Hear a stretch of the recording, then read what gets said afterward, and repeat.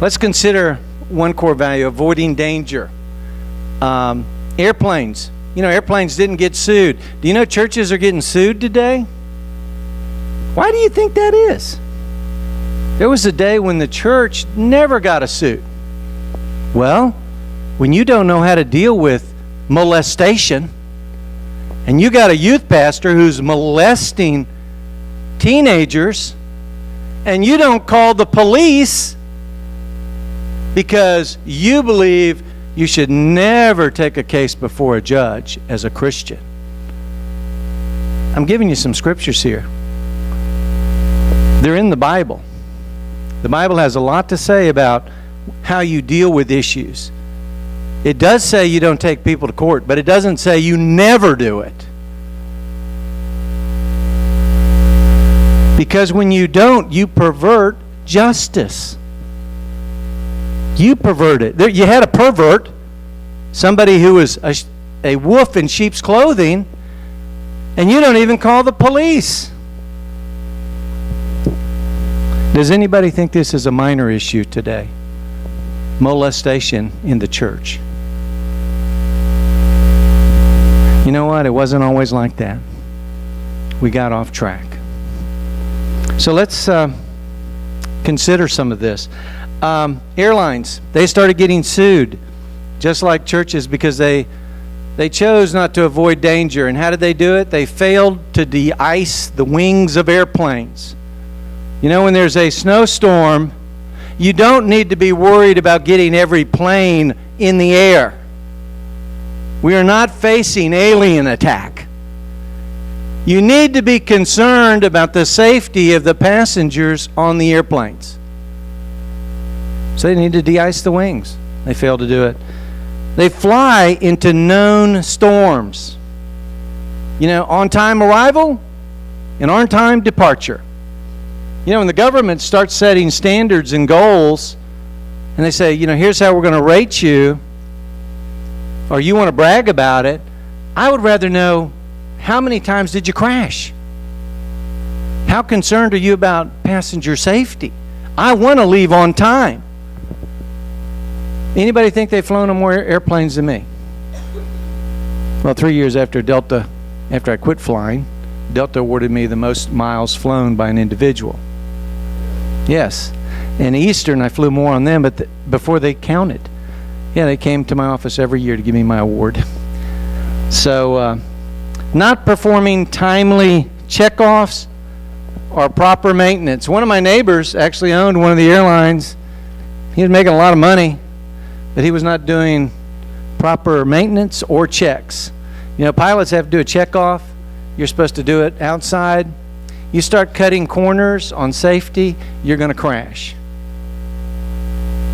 You want to energize us and us get big fast? I want you to know this. I believe with all my heart, one of the core values is family. I think that's why God wanted us to talk. But family gets excited about inviting others, I do think. I want to tell you about one air flight I was on. The flight attendant actually came back and asked to sit by me. This plane was doing everything under the sun. It was dropping thousands of feet. It was turning left. It was turning right. It went straight down. It was a flight I'll never forget. And you might say, gee, I was on a flight like that. Well, when you've flown 4 million miles, come up and talk to me. I'll listen. But don't say you were on a flight like that. You may think you were on a flight like that, and you didn't like it, and I'm okay with that. But this was beyond anything you could see on TV. And the flight attendant braved herself, came rushing down to sit by me. And she said, I got to sit by somebody. She said, God sent me to you. And she says, hail is hitting the engine. Who knows what that means? Hail's hitting the engine. Water's hitting the engine. Anybody know what hail hitting the engine means? It means that plane's going to go down. It'll chew up a jet engine in record time. It's like ducks. Ducks are flying in the engine like crazy back there. It means if it keeps going on, that plane's going down. So she sat down beside me, and I got to tell you something, that plane did everything but turn upside down, and it was close. It was very close. We prayed, the plane did land, and we did get off. But I want you to know something. The plane in front of us by 30 minutes crashed. Famous crash right into Atlanta. I was 30 minutes behind it.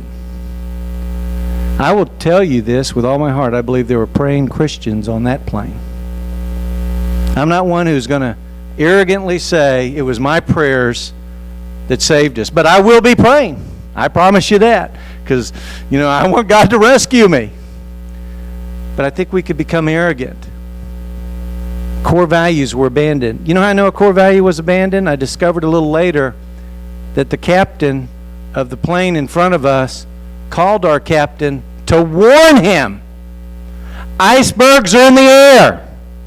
Hey, we're graded by on-time arrivals, and I'm not deviating. You know what?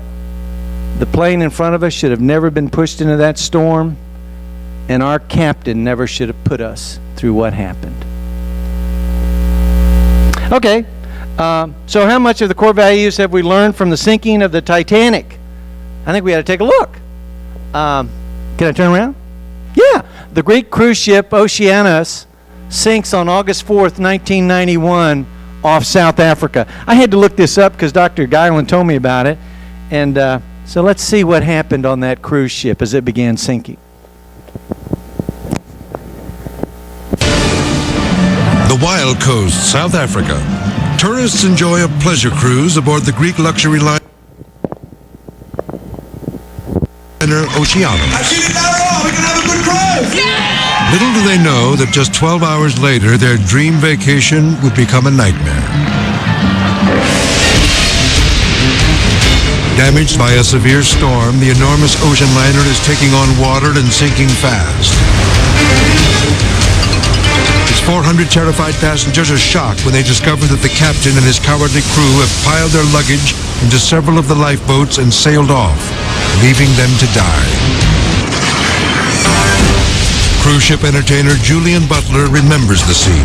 The crew members were bringing down suitcases and bags and all their belongings. I questioned the staff captain, why are we not putting any passengers on this boat? He said bring 10. 10 out of probably 60 people on the lifeboat. Not enough. With panic and confusion all around him, another of the ship's entertainers, Moss Hills, goes below deck to see how quickly the water is rising. I could see water rushing down the passenger area. Right down below now. There's water everywhere. It's sloshing about from side to side. It's like a blow. You think, my God, we're sinking.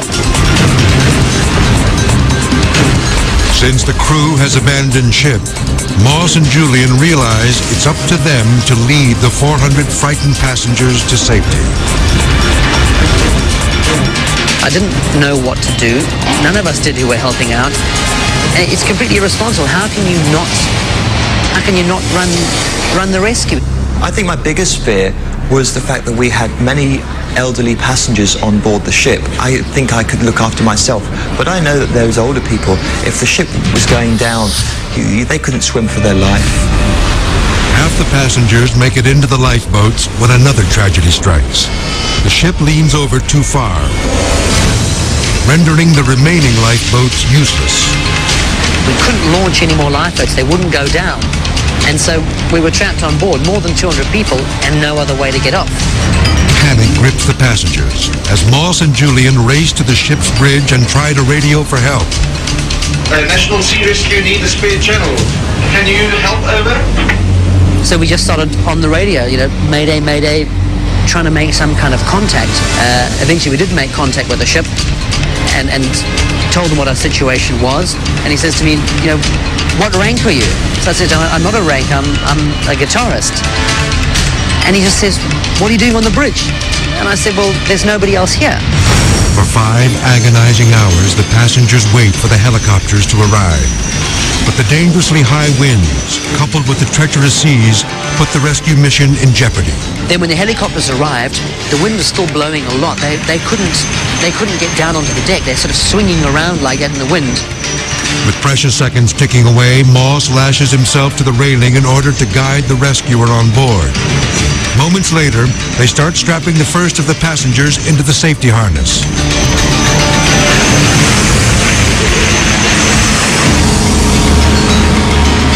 It was quite difficult because as the ship's pitching and rolling, that cable is getting longer and shorter all the time. I got really scared and I thought, while saving someone, I could be very well killing someone. 2 by 2, the passengers are hoisted to safety. With the ship minutes away from sinking, Moss sends the last terrified tourists up to the waiting helicopters.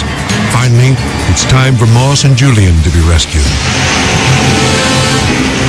We put the harness on together, made the signal. I'd done it for all the passengers, now I did it for us. And we got hoisted up, and it's an incredible feeling. Looking back, you're just getting lifted off to safety, and there's my ship, the Oceanus, just below us, on its side, nose going down, and just sinking before my very eyes. And one of the Navy people from the shore said to me, "Is everyone off?" And I just, yes, it's all over. And I just collapsed.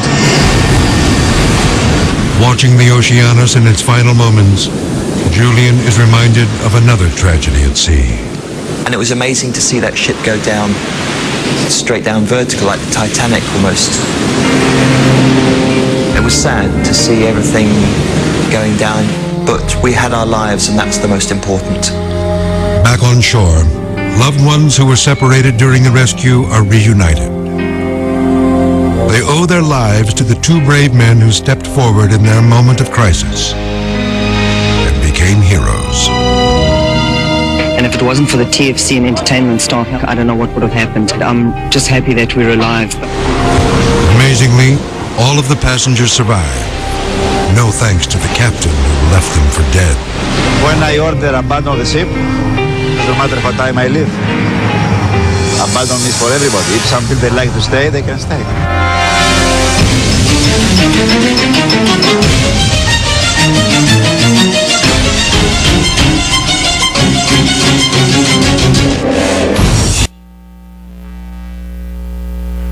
Wow. Did you hear what the magician said? The most important thing is the lives. I want to tell you a core value that Jesus gave us. He gave us two. He said, love God with all your heart, soul, and mind. And then the second one he gave us is love others like yourself. Core values. Amen. And Jesus, or God came along and said this about Jesus. No man will make it into heaven except through my Son. Amen. And his Son is Jesus Christ. And what does his Son say? Love the Father and love others. Lives are important. Lives are important. Wow, that's what I said.